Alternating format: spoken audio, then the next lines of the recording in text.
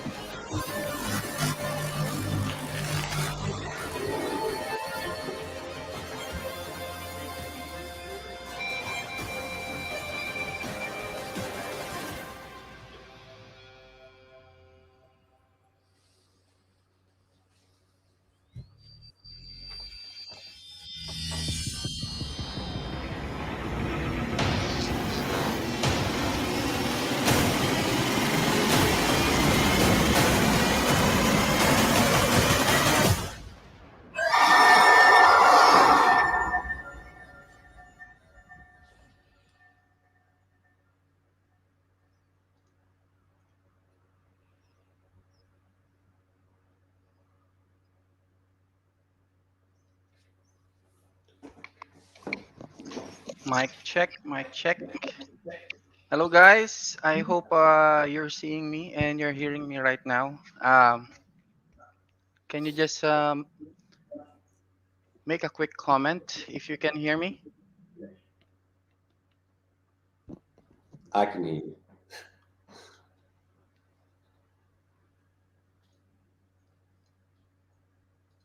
All right. Okay, so anyway, let's begin. Good afternoon, online Filipino freelancers, and of course, it's morning here in the UAE. It's 8:30 in the morning. Welcome to our series three of our gaming monetized session.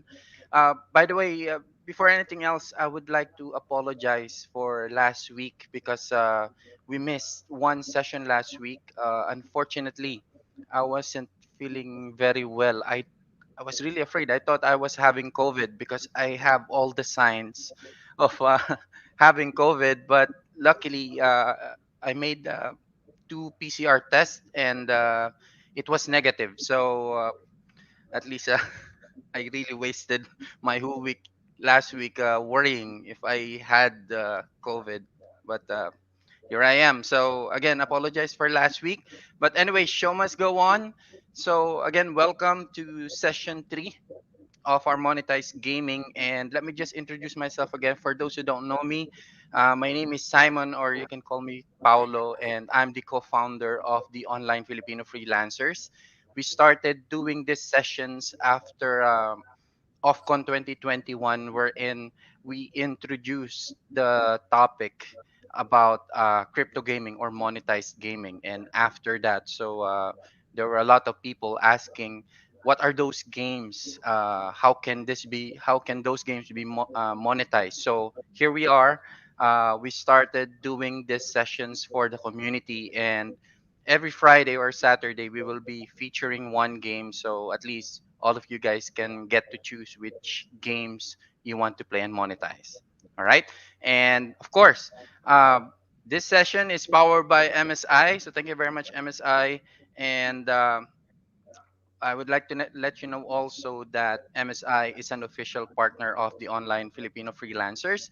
And since we're talking about gaming, of course, and MSI being a gaming brand, so there's always one unit for you that would fit your, your budget, your needs, and whatever you would need for gaming. So MSI is there, and we have discounted prices for MSI in within our community. All right.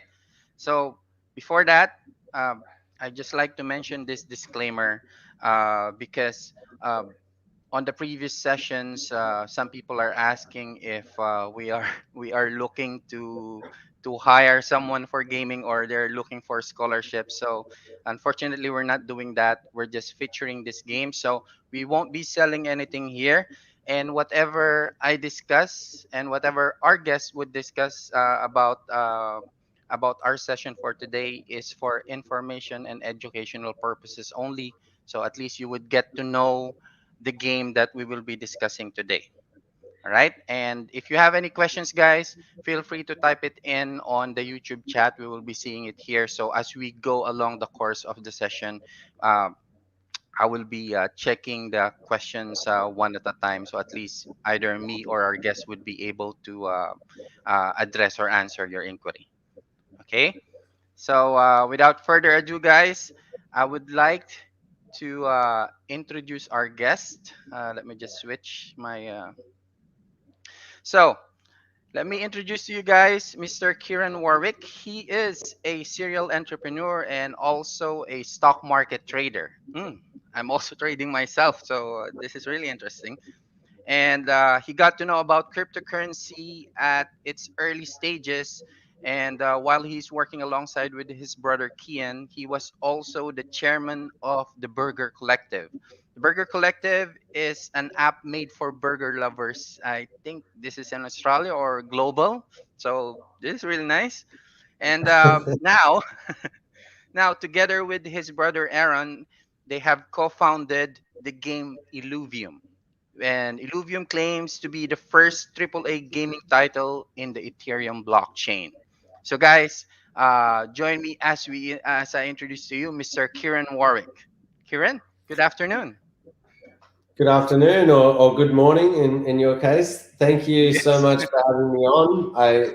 I know you guys have a huge community that you guys have been fostering for a long time now. So I can't wait to educate you on all of the stuff that we've been doing with Illuvium.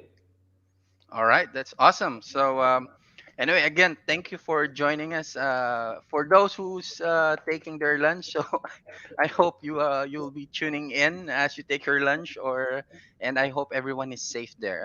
As we all know, we're still in COVID, and cases are ramping up. So I hope everyone is staying safe at the comfort of your own home. So maybe let's start.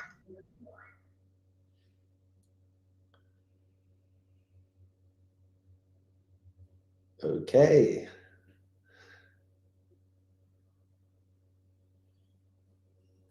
Uh, Hello, sorry. Whoops. Apologize. Okay, so anyway, let's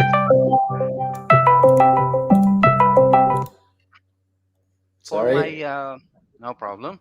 So for my That's first question, Kieran, can you just tell us a little something about yourself and how you came to conceptualize Illuvium?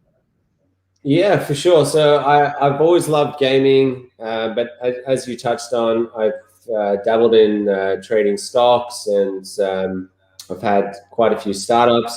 Burger Collective was an app to help people find and order burgers, mainly in Australia.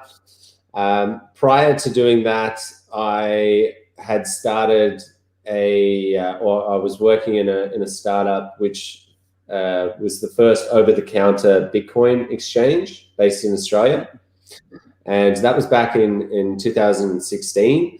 And since then, I've always had an interest in crypto. Obviously, with Kane founding Haven, which is now SNX or Synthetics, as some people know it as. And so I've always been around the crypto space. And it wasn't until early last year when Kane basically forced me to come back in. He's my older brother, and he's 10 years older, so I tend to listen to him. He's kind of a smart guy. So I listened, and I came back into the space, and it had completely changed. There was a ton of yield farming opportunities, which I thought was quite fascinating in itself. And that got me right back in, and I was hooked. And I started naturally, looking at different protocols that were attracting me. And I found Axie Infinity, and I was also looking at games like Decentraland and Gods Unchained, and I thought to myself, these are super cool games. Obviously, they weren't built for the mainstream. They were very much, indie titles that were appealing to this niche in blockchain.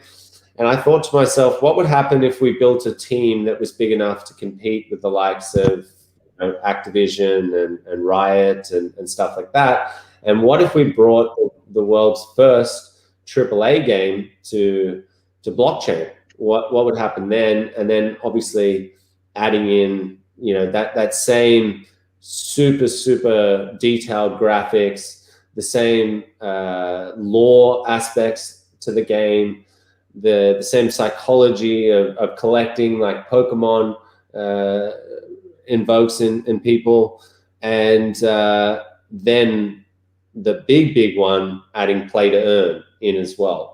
And so we've tried to encapsulate every single element that you would find, every good element from blockchain and every good element from mainstream gaming, mash it all together, and then say, what do you think about this world?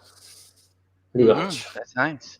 All right, that's awesome. So, anyway, you were mentioning about the different type of games, and of course, it has to start from somewhere, right? So, before you started conceptualizing Illuvium, so what inspired you on creating this game, or is there someone who inspired you on developing Illuvium? And because I was watching yesterday the videos, the cinematics, so I feel like it's some sort of like a Pokemon game, like catching monsters. Yeah. So So there's three founders, and two of them, myself included, are avid Pokemon fans.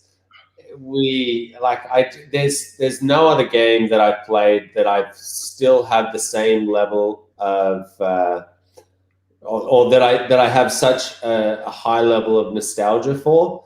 I mean, there's obviously games like Guild Wars and World of Warcraft that I got into, and I used to love playing like Total Annihilation and stuff like that. But would I go and buy a new version of those? Maybe, maybe not. But every single time something Pokemon comes out, I just, I went when the latest card set just came out. I went and bought like $2,000 worth of the cards, and I ended up giving them to my nieces just because I was like, I'm just so obsessed with Pokemon and this whole idea of gotta collect them all. And so but that was the inspiration that I had, and it just made sense because obviously NFTs allow that verifiable ownership on the blockchain, and so this whole idea of I can collect a Pokemon digitally and own it like I own the cards was just fascinating to me, and so that was my inspiration. Unfortunately, Aaron, he's about 7 years older than I am, and so he missed that whole '90s collection era, and so it doesn't really resonate with him. And so obviously, being a founder, and he's the one who designed the game, he basically wanted to appease me with also adding in what he likes, which is the more strategy-based games, and particularly in the last few years, he's been very, very much into Teamfight Tactics, which is a League of Legends spin-off game. And so he basically slowly but surely watered down the we have to just be Pokemon aspect, and we got to this we got to this happy medium where it's basically a combination of Teamfight Tactics plays Pokemon. I see. All right. So guys, I for all those tuning in, I hope you're getting a broad idea what are we going to expect with Illuvium.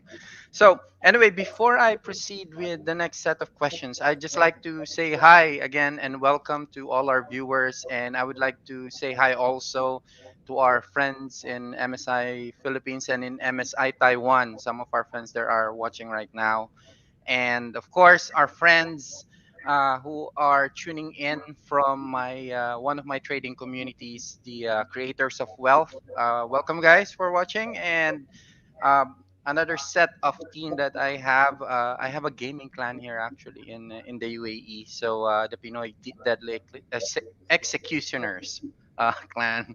Thank you guys for tuning in. I And love also that.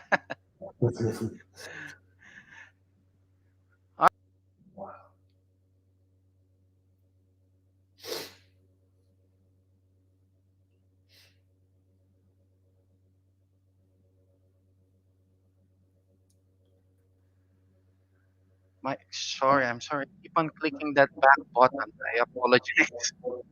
No worries.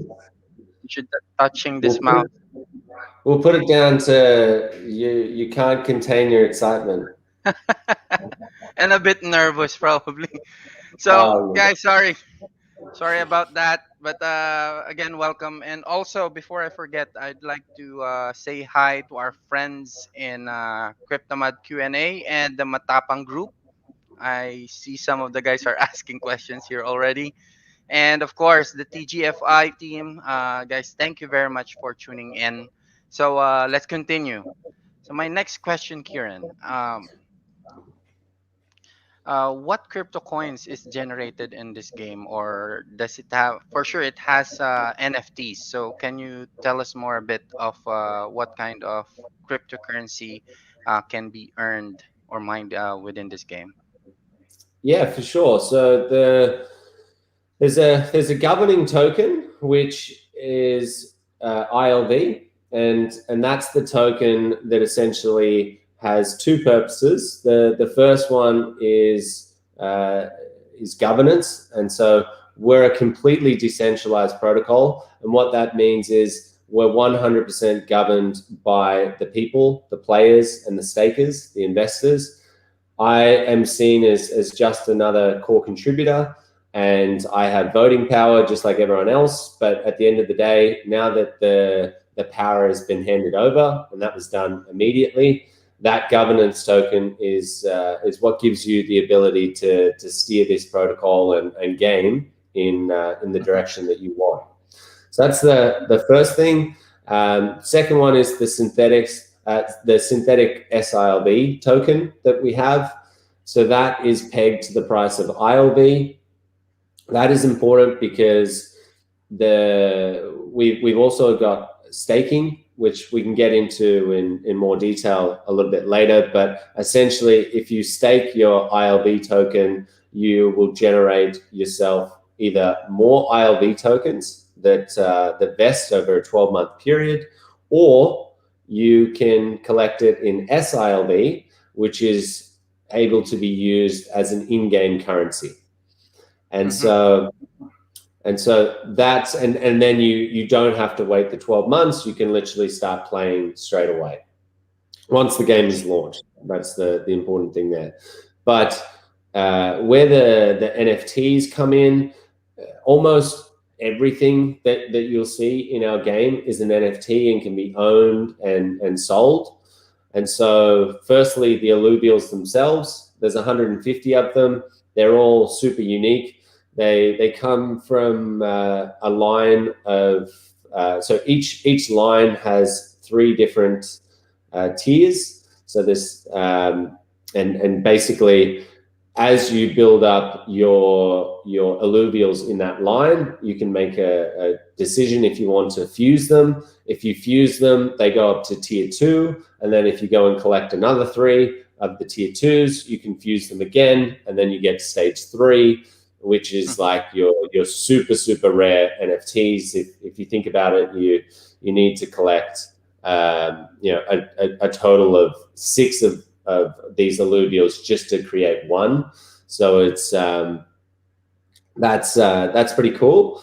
Then we also have things like weapons, enhancements, to actually capture the Illuvials, very similar to in Pokemon, how they have a Pokeball. We have shards. Instead of being able to go into the Poke Store and purchase your Pokeballs, we do it a little bit differently to Pokemon, and this stems across the entire game, where we're always trying to make it a little bit more interactive and have a little bit more of grind mechanics in the game. But you basically you go around the world, and there's a bunch of different resources that you start mining, and then you take those resources, and in the case of shards, you use the resources to actually cure the shards. And once you've and again, there's tiers of shards. So the higher the tier of shard, the more resource cost there is to cure it. But then, of course, if you come up against a Ramfire, which is that pterodactyl, not dragon, that you it's a little bit of an inside joke for some of our community members. But if you capture that pterodactyl, the one that's in our video doing the crazy ult where it wipes out all the other Illuvials, chances are you're sitting on a very rare and sought after NFT. Wow, I think that's really a powerful Illuvial. So anyway, I think you've been explaining now a bit of the gameplay, but let's continue with that, because that's actually my next question. So about the gameplay mechanics of playing Illuvium. Like, let's say I'm going to start later playing the game. So how do we go from this from the beginning? Yeah, so you basically you don't really know what's happening. You've crash landed on this alien planet. You choose your hunter who has crash landed, and basically it's your job, and you don't really know what's going on. And there's a story element all the way throughout your journey through Illuvium, and you're basically, as I said, you first are using your subordinate drone, which is another thing that that you can choose at the start. So you and this companion drone go out into the world and you start mining shards, and you'll see these little blips in time and space, which is what we're calling an encounter. And you basically, I can't reveal too much, but you basically do an action, and that puts you inside this encounter, and that's when you start. That's when you can battle and ideally defeat that alluvial. Alluvial doesn't die. It's similar to Pokemon. It faints. Once it's fainted, or once the group of alluvials that you're fighting have fainted, you've got the opportunity to start collecting those alluvials, which again are NFTs. In terms of the overworld, so it's kind of split up into two sections. We've got the overworld, which is made up of 7 regions. They're all super diverse. They've all got crazy weather patterns. And if you're following in the Discord, we're always leaking environments and the different regions and like the obelisk designs and all of these cool things that you're going to start seeing in game. But that's one side of it, which is, you've got your jetpack, you've got your gravity boots, and you go to all these crazy places to try and collect every single alluvial. Once you're happy with the collection that you have, you then can either go onto the Illuvidex and start profiting by selling them to other players, or you can try out your luck in some of the PvP arenas, and there's going to be 2 to start off with.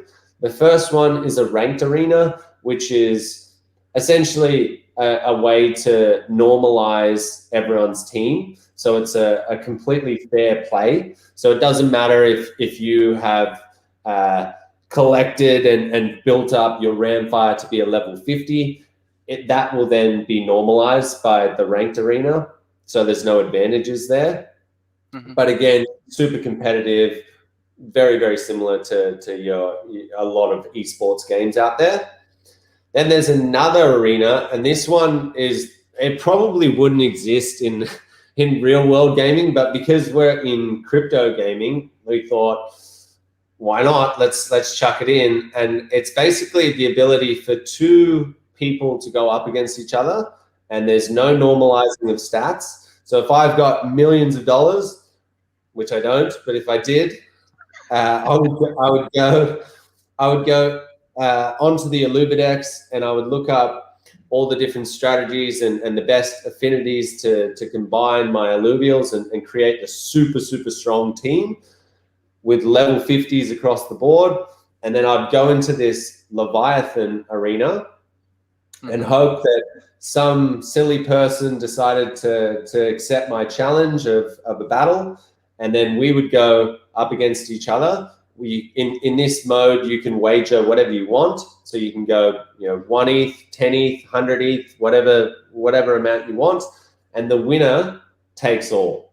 And then there's a small fee that goes to the vault, and yeah, that's the mechanics of the in-game adventure. Okay, so I just have a quick question on that. The second part we're in. Well, of course, if I was the gamer, I would play in all my powerful illuvials. So will the stake, the amount, start prior to the game? Is that gonna be negotiated prior to the fight scene, basically? Oh, Or, yes. So you don't. It's not like, oh, we're playing for 5 ETH now, and it's like, but I didn't even know that. No. So you essentially, I would go in there and I would almost think of it like a battle call, where I'm saying, here's my team. You get full disclosure of what team I have, and a team can be made up of 3 alluvials or 5 or potentially up to 7. Again, that hasn't been decided, but you basically see all of the potential alluvials that I could put in, their levels, and you can then make a call. Well, this guy's just put in a bid for 10 ETH, but he's got a godlike team. No chance I'm going in against him, because even if I'm 5 times better, his team is just going to outweigh my my expertise, and so I'm not going to take that battle. But the flip side of that is, if you're a really good, we're living in the crypto world, right? And you've got a lot of people with a lot of money, a lot of ego, and not necessarily transpiring into being good gamers, right? And so I think what's going to happen is we're going to find all of these little guys who build up their collection and they become really like experts at Illuvium. They're going to start accepting these whales who put up 1 ETH, 10 ETH, because they know you don't know anything about playing this game. I do. I've been grinding for like 12 months now. Let's go. And then they'll start winning battles worth like 10, 20, 30K. And that's super exciting to be able to see that. Wow, that's really awesome. So anyway, I think since we're on this discussion, maybe we can address some of the questions that are being asked. And there's one question here. I said, can non-whales play in the Leviathan arena? How do we assure fairness in the games? Will there be odds like some people would be smurfing or sandbanging the game? So the way that we make it fair is that literally there's no normalization whatsoever. So it's fair because it's unfair, essentially. And what we say is, full disclosure, you're walking into an arena where there is absolutely, it's no holds bar. Someone can go onto the Illuvidex and build out the best and biggest team that they can in Illuvium. If you take that challenge, then you're saying that you're up to that challenge. You understand the mechanics, you understand how it works, you've seen exactly the team that they have. Unfortunately, if you go into that battle and you get wrecked, you just have to take that. So non-whales can play in that arena, but there's big whales that are making a lot of splashes in and out of that ocean.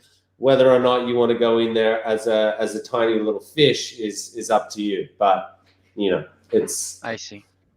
Yeah, I think, well, anyway, it's fair enough. This is one aspect of the arena. Then there's one arena also wherein everything is normalized. So I think any player can choose between one of the two, whichever they would feel like battling on. Yeah, All right, put it this so way. I think 95% of battles will be taking place in the ranked arena. Maybe 5% will be in the Leviathan. I see. All right, but I think also prior to going to the arena, I think what's really exciting here is once you start the adventure part. There's a lot of I think illuvials that can be. Is it too much of a spoiler if you mention how many illuvials are being planned No. There's 150, or so everyone thinks. I see. All right, and it has different rarities, right? Yeah, so they go from tier 1 all the way up to tier 5 in rarity. I see. Okay, so I think this would address or answer that question. So what is more said, what is Illuvium's approach to game balance when new generation of Illuvials are introduced? Yeah, so in the auto battler, so in the open world, there'll be new generational sets. Probably we're targeting every 6 to 12 months. How many that will be, we're unsure of. But in the first set, it's 150. In terms of how that's balanced in the ranked arenas, as I was saying, all the alluvials are balanced out, and we do that by running hundreds of thousands of simulations in the auto battler format, so we can tell, okay, that pterodactyl is just destroy, and this is all done algorithmically, and so over time, as these simulations are run, we can normalize all the characters down to a certain level based on their tier, basically. So if someone brings in, so essentially you could play 3 Ramfires at level 50, but they all have a unit cost, right? And that's how we balance it. So you can go, I'm going to put in an army of 7 alluvials, but they might be slightly less in power and ability, and that's how we normalize it, because you only have a certain amount of points that you can utilize per battle. I see. All right. So I think we can proceed on the next set of questions. But before that, I would like to welcome all the newcomers. So right now we are talking about the game of Illuvium. So for those team replay, because later on some of the members would be watching the replay of this game. So just watch it later and enjoy. I hope that it would create interest in you on playing Illuvium. All right. So my next question, Kieran, of course, we're talking about the game and the gameplay because first and foremost, this game has to be enjoyed. But now we go on an important question about the play to earn aspect of the game. So potentially, how much can a player make in a week or maybe in a month if we are to talk about the monetizing aspect of this game? I can't put out specific amounts. I have theories, but even those theories, we're in the infancy of play to earn gaming. All I can say is the difference between our play to earn mechanics and probably the games that people are playing now is that we're trying to reduce the requirement for a scholarship, because fundamentally what a scholarship is essentially doing is re-centralizing decentralized profits. And so in our game, the barrier to entry, instead of it being up around $1,000, which it is in quite a few play to earn games right now, we're aiming to have that at a really, really low floor. And so playing our game, there's going to be the ability for ideally everyone to get in without needing that leg up. But how much they earn is going to be based on how many players there are, what the economy is like. But it's essentially been set up to be exactly the same thing as what's going on with Axie Infinity, except without the same barrier to entry in having to go out and buy the alluvials. We do it differently and say everyone starts off in a completely fair state from day one, and you've literally got to go out into the world and capture that alluvial. As a whale, if you want to buy that alluvial, then you need to wait until someone on the earth has caught it and put it on the Illuvidex. If they don't want to sell that because they think, wow, I just got a Ramfire and that's it, then that Ramfire is going to be worth a ton of money until they start to appear on the Illuvidex. But yeah, we're going for a very balanced, fair launch where what we're aiming for is everyone around the world can get involved with only a small amount of money to get started, and then likewise with the other P2E games in the space, we want people to be earning a living off this game well and truly. I see. All right, that sounds good. So anyway, you've been talking about the amount, or let's go to the next set of question we're in. I just want to know if how much capital is needed to play for Illuvium, or is this a free-to-play game? And at the same time, also, if I want to start playing now, what are the things that I need to open or just to start playing the game? Sure. So we have 2 versions. So one thing that we think is paramount and is kind of, again, missing in the games that are out there now is a free-to-play version. Enough to get, and in our case, we've literally gone full tilt. Everything that is available in the play-to-earn game is available in the free-to-play game, apart from the alluvials, right? There's a different, we call them tier 0 alluvials, right? So these theoretically shouldn't have any value. I have a little bit of a theory on that, in that if someone grinds hard enough, they can take their free alluvials and they can level them up to a point where they can actually go into the paid regions. And how we set that up is there's obelisks in each region, and you use the obelisk to travel to that region. Mm-hmm. You can either choose to travel there as in the free-to-play zone, or you can choose to play in the paid zone. It'll be a small fee. So again, these numbers have not been fleshed out, and they're definitely not confirmed, but a small enough fee. We're talking like 10, 20 bucks to enter a region. And then theoretically from there, once you cure your shards, again, a tier 1 shard should be, in my opinion, somewhere around like the $10, $20, $30 mark. Once you have those, once you've traveled there and you have the shard, you then have the ability to capture an alluvial that is worth a lot of money. And then it's circular, right? Then you've gone onto the Alluvex, you've sold that alluvial. It might only be a tier 1, but you get enough money to then go and buy 5 shards, and then maybe you can travel to a stronger region.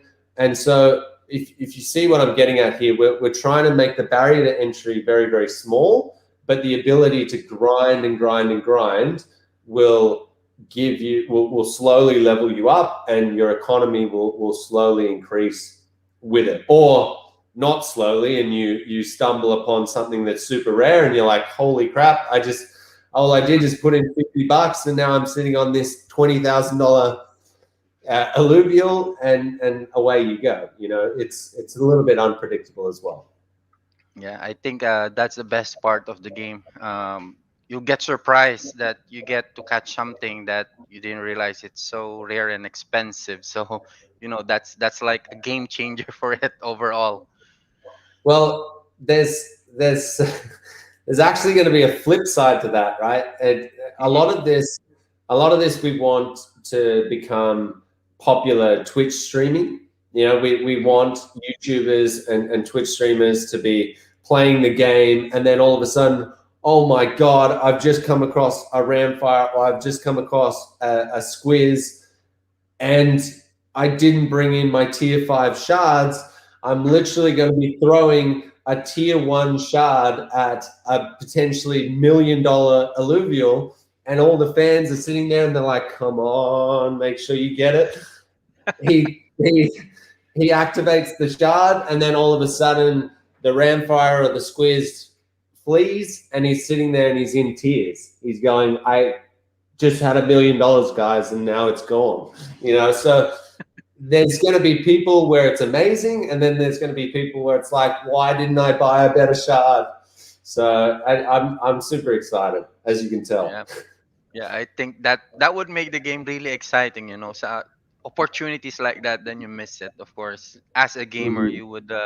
If that was me, I would really like, okay, this is not going right. I'm gonna invest something more, that so the next time I encounter that, I would be more than prepared. That's what the makes idea. it exciting. Yeah. All right, so let's just answer some questions here from the community. Morse asks, are there other resources that can be mined or captured aside from the shards and illuvials? Yeah, I think there's 16 different minerals and resources that you can mine. So that in itself is a very large part of the game, because it's not just shards that you're curing, it's enhancements, which make your alluvial stronger, or potentially your hunters stronger.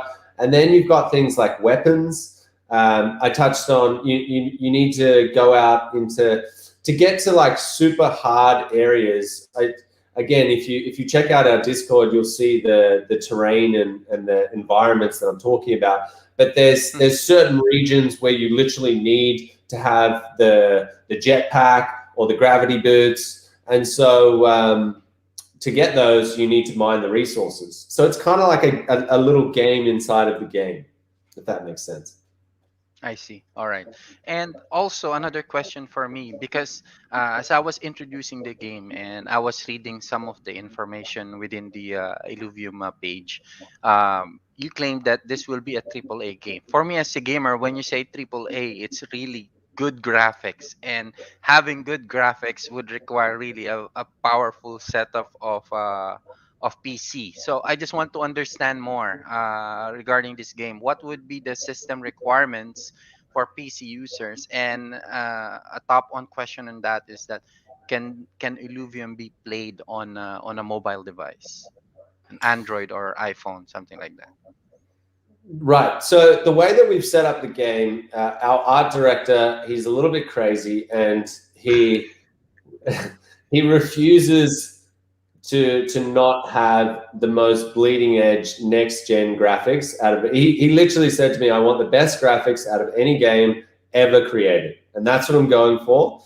And you tell that to the engineers, and all of a sudden it's panic stations. It's like, dude, how are we going to code this so it can actually be playable on, with less frame rates per second than like 8 trillion. So basically, to answer that, you can play the game in high fidelity graphics and on the absolute maximum settings with your standard 3090 and a decent CPU. But you can also, we realize that there's going to be people playing this game that don't have those hardware requirements, the hardware specs in their machines. And so you can, in the settings of the game, you can tune it down to a level where basically any machine can play our game. Obviously, then the graphics are going to suffer quite a bit, but we're trying to get it down to a point where a pretty decent machine is running at 30, 40 frames per second. So I see. it's doable. In terms of your mobile question, we absolutely want to go to mobile, and it's not, it's not even a question. We definitely will. However, we've bitten off a lot to chew in terms of this first 12-month period, and delivering a AAA game in a 1-year period versus a 3-year period is pretty insane. So we haven't put a timeline on mobile, but I would say that it'll be somewhere between mid to late next year. I see. All right. And I assume that I understood that the game is still really not out there yet. So guys, actually, we're giving them good ideas on how to, prepare and improve the game, because right now it's still not out, still not playable. So at least, it gives them insights on how they would be setting up the games that would suit everybody and for everyone's needs. So I think that's really a good opportunity to understand what the people would feel and expect in playing the game. All right, so moving on, let's see if we still have some questions here within the community. uh, how about this one? I'm a bit curious myself. I know that we will be catching illuvials as we fight them, but is there a breeding aspect or uh, No for the breeding. game? No, Or the closest thing that we have to breeding is, I touched on it briefly before, is fusing. So getting 3 of the same tier alluvial and turning it into a stage 2 alluvial, and then again doing the same thing, getting 3, whether or not you go and buy them on the Illuvidex or you actually capture them in game, you combine 3 of them. It's called a fusion, and you get a stronger alluvial. So, but again, there's some game theory in that as well. It's do you want to, because all of these alluvials are on a bonding curve, and eventually, as it stands right now, this obviously might change due to governance or whatever, but right now you once the alluvials in set one, once that bonding curve finishes, and it will finish as soon as we introduce set two, there's potentially the chance of never being able to capture that alluvial ever again, right? So if you then have a situation where you have a bunch of these stage ones that keep on getting fused because everyone wants the stage two, you're actually making the stage one rarer and rarer and rarer. So you have this is why I say game theory, right? It's strategy in that you're thinking, if I hold on to these and don't fuse it, is the yes, it's not going to be as strong in the ranked arenas and the Leviathan arenas, and I just need to accept that. But eventually, there's going to be no more of these stage one squizzes, and therefore that's how I'm going to get the most amount of value, not so much winning the battles and stuff like that. So there's so many different paths that we open up with all of the different strategies that are available. It's kind of going to be a free for all. Like, which way are you gonna, which direction are you going to go with? I see. All right. So my next question, we're gonna talk about the Ethereum blockchain, since this game is gonna be played under that blockchain, and Ethereum itself, among the other cryptocurrencies, Ethereum is notorious about its gas fees. So I want to understand, because on your page, there was a mention there that you have this collaboration with Immutable. So I think it says that having zero gas fees by using, but with your partnership with them. So can you tell us something about it? Because this is very appealing to people, given that Ethereum is really notorious about these gas fees that we pay 100%. on. 100%. Look, it's you can't launch a game at the scale that we were attempting to do on Ethereum layer one. It's impossible. The reason is we're trying to bring adoption into crypto gaming like it's never been done before. Or to be fair, like it is being done right now with Axie. And there's a reason why Axie migrated over to their layer two, which is Ronin. We thought about it, and it was just a showstopper to go on a layer one. And so we started looking at layer two solutions. We didn't want to go down the path of building our own because we're more focused on building our own game, and there's already enough elements to that. And quite frankly, why build it when someone else has already done the hard work for you? And that's exactly what Immutable has in Immutable X, which is a layer two solution that gives players access to no gas fees whatsoever. So that's totally taken out. There's no minting fees, and the transaction times on Ethereum at times, given the network congestion and whatever, can be quite delayed. With IMX, you're talking sub-second. So effectively instant, which is in gaming world, if I'm battling someone and something needs to be, the simulation ends and that needs to be written to the chain to say this person knows this person ETH. If I'm there waiting 20 minutes for that transaction to confirm, I'm like, God, I hate this game. Like it's just it might be making me money, but it's making me crazy as well. So I'm not playing it anymore. So yeah, we're lucky in that Illuvium is going to be the almost identical experience to what you would get in mainstream gaming, and there's no pop-ups and blockers that are going to make people go, ooh, this is just too hard. All right. So guys, actually there's like four people who asked me about it last night. That's why I raised that question. So guys, this has answered your question, and it's really, really very interesting.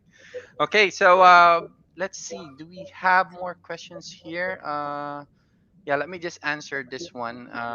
Gerald asked if we can trade Illuvial. So yes, I think yes, we can trade it in. There's a marketplace. Uh, can you tell us about where is the marketplace for the Illuvials to be traded or sold? So the Illuvials will, again, they'll live on layer 2. So they're on the IMX platform. You'll be able to trade them again. Where it won't cost you anything. It will cost you a fee to trade on the Illuvidex. It's very similar to what Axie's platform is in that it's 5%, and then 1% goes to the IMX platform. That's how they power the platform behind it. And yeah, so that will just live simply on our website. There'll be a link to that. Very, very easy. There may also be an in-game way to start trading, but we haven't confirmed that yet. But as of right now, on the website. All right. And okay, so I think I'm almost pretty much done with my questions, but those are a lot of insights. So it's basically spoilers on what we can expect when this game is launched. So let me just throw in this one last question. Of course, knowing that Illuvium is first and foremost an adventure game wherein you can be able to catch or gather as many Illuvials as you can. So, of course, there will be a vast space for players to explore, and again, a huge 150, right, or 152 Illuvials that can be collected. So, 150 officially. I see. So that's like there's a chance that there could be more, if I'm not mistaken. Okay, so when I say 150, I'm talking about set 1. So Set 1, okay. so the plan is to have multiple sets. We're talking like as long as the game stays popular, our artists are ready to go. They're fantastic. Our lead artist, Roger, he's ridiculous. He's really, really fast. We've got another guy on the team that's super amazing at concepting as well, and his name is Vincent. These guys are pumping out probably 5 to 10 premium alluvial concepts every single week, and so they've just started working on set 2. Obviously, there's a very large pipeline in terms of our asset creation. Concepting is the first. So we haven't completed every bit of artwork for the Genesis set, but as far as the concept goes, we have. And there's a couple in there where we're modifying and whatever. But yeah, the plan is to build this out. So there's set 2, set 3, set 4, set 5. And the really exciting thing is that we haven't touched on is the players govern this platform. And so we've set up this ability system which actually enables players to go, I have this amazing idea for a new alluvial. We need a water buffalo, and I want it to have this ultimate attack, and I want it to look like this. And that can be submitted as a governance proposal. The governance council will then vote on that. And again, the council is made up of players as well.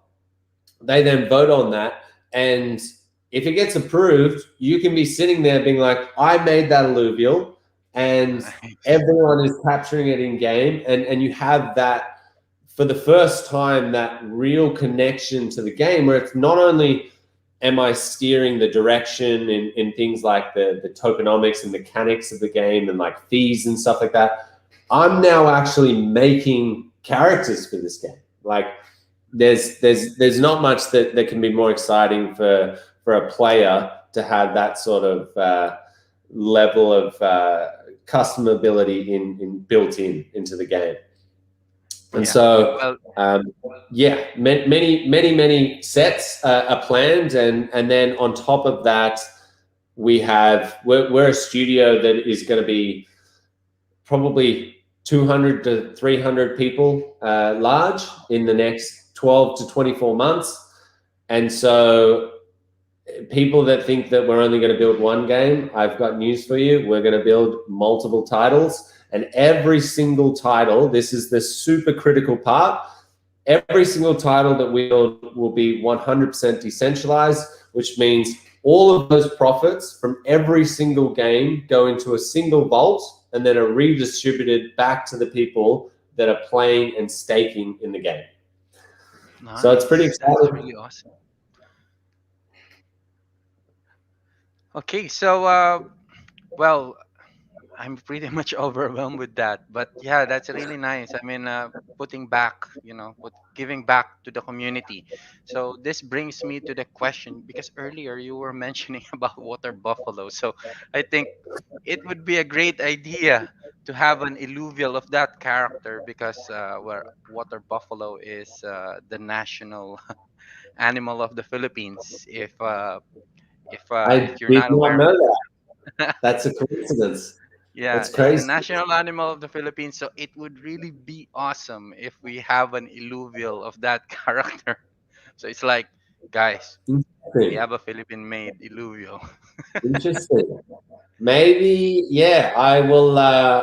That's so uncanny. All right, I'll go back to the team and I'll speak to them, and because I had probably 20 animals that were spinning through my head that I was going to mention. I just happened to land on water buffalo, but they're super cool. I love them. So yeah, let me speak to Roger and I'll see if we can get a water buffalo in the game, because let's be honest, the Filipino community is what is driving this entire play to earn. They're going to be sitting there in 3 years from now when China catches on and Russia catches on and all these other nations. They're going to be like, dude, we've been doing this for like 5 years now.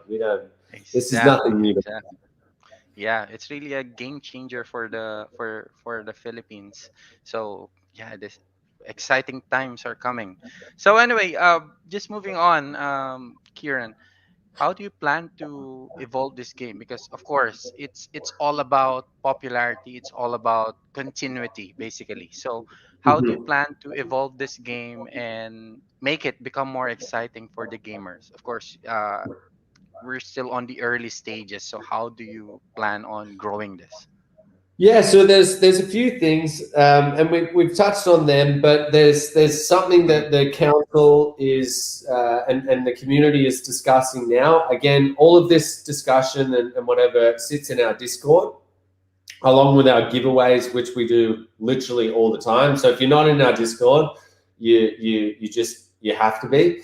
There's too much value being given out there, but we're discussing land right now. And again, we're not the type of studio or project that does things without a reason and does things for like a profiteering standpoint, simply because we don't there's no individuals that profit off that. All of the money from any exercise that we ever do goes into this decentralized vault that gets distributed back out. And so we're planning on creating a mini game that is basically what supplies the resources to the main game. And then, so what I mean by that is you go out, you purchase your land plot. You might purchase one, or you might purchase 10, depending on how big into the land mining you want to go. But this land essentially allows you to start mining resources that the main game requires in order to run. And so again, the parameters and the configuration hasn't been set yet, but if we were to assume that the council agreed on 50% of a shard curing cost must come from land resources and 50% comes from just in-game generation, then what you would see is people mining and then supplying, so mining in the mini game, which by the way will be on mobile, and then taking those resources and selling it to the main game and profiting off that. And so that's this super cool dynamic where you might have a whole bunch of landowners that are pooling their resources and they're like, we're not selling them to the main game. We're not doing it. We're going to hold off. We're going to hold off. And then the price of curing shards goes up and up and up. And then you might have a situation where someone goes, now that it's really high, I'm getting a premium on my resources that I'm selling to the game. So they flood it with as many resources as possible, and then it goes back down. And then all of a sudden, curing a shard becomes inexpensive and people are loving it. And so it adds this extra dynamic to the game where it just makes it a whole bunch more exciting. It gives more play to earn opportunities. It then makes those land plots super rare and valuable because people know if I hold that land, I can then be a resource provider, which is going to make me extra cash. And so that's one thing that we're doing, that we're currently discussing and will be out prior to the game launch.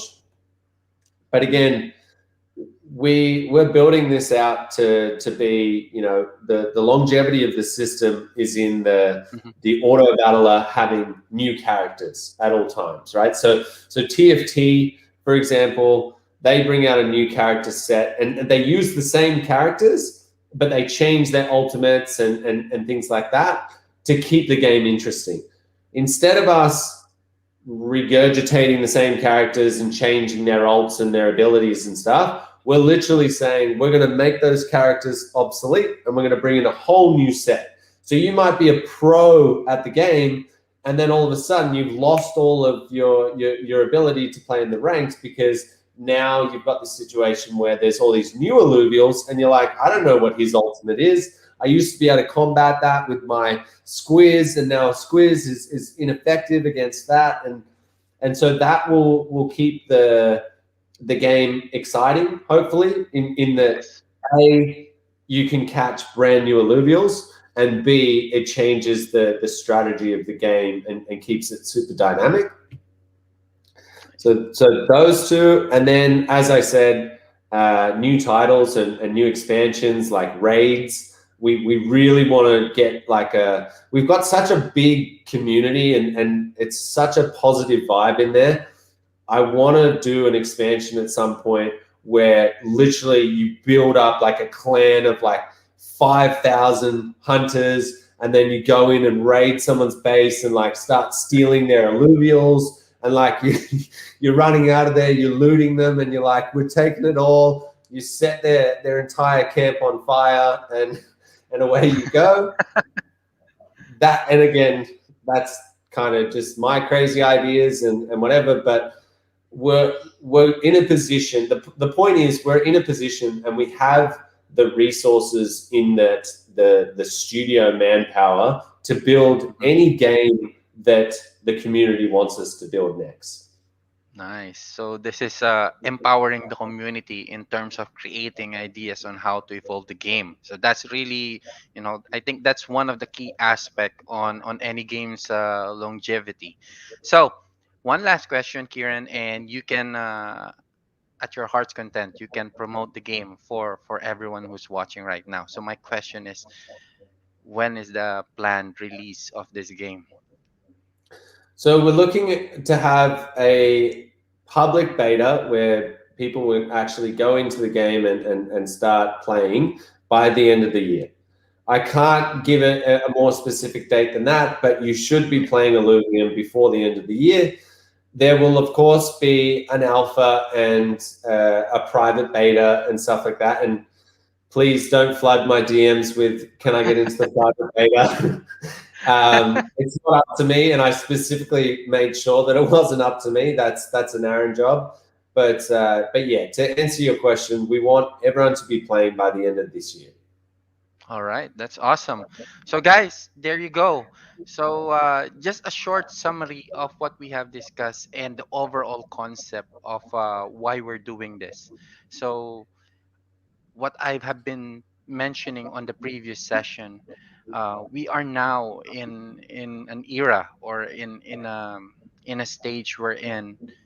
Before, as gamers, before games are just meant to be played and enjoyed. Some people, some celebrities with good following, they are able to monetize their games because people are following them, people are watching them.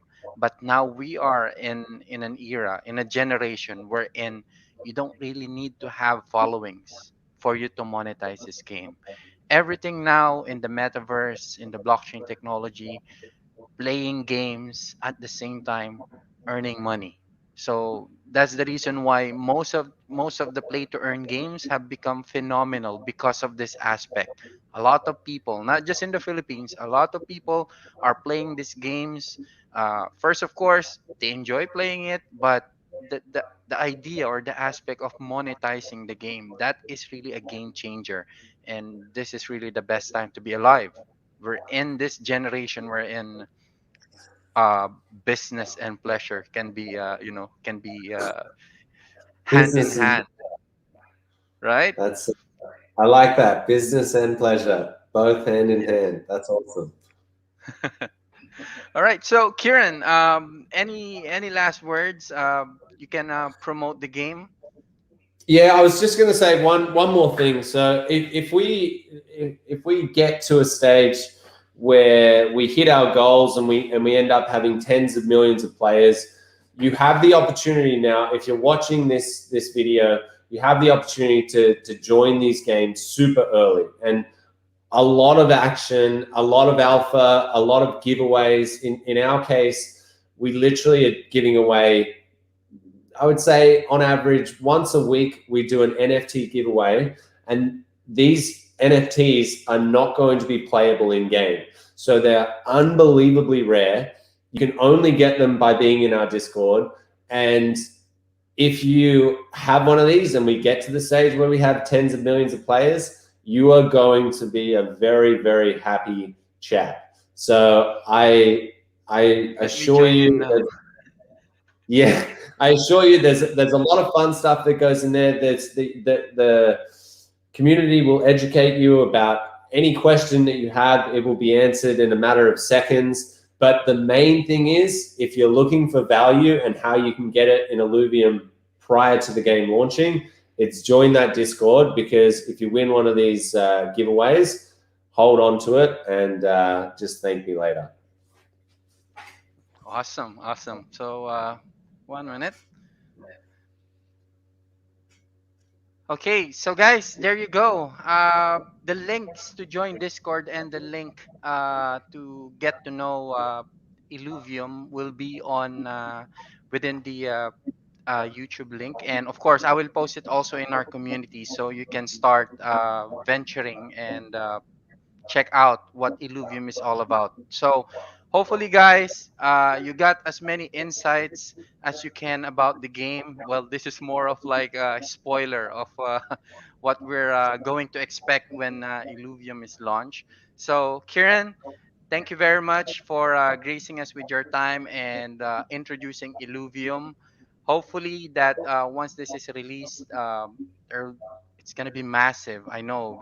I'm really excited about the adventure aspect of the game. Plus, of course, uh, good graphics. I don't know. I'm addicted to games with really good graphics. So I'm really looking forward to this.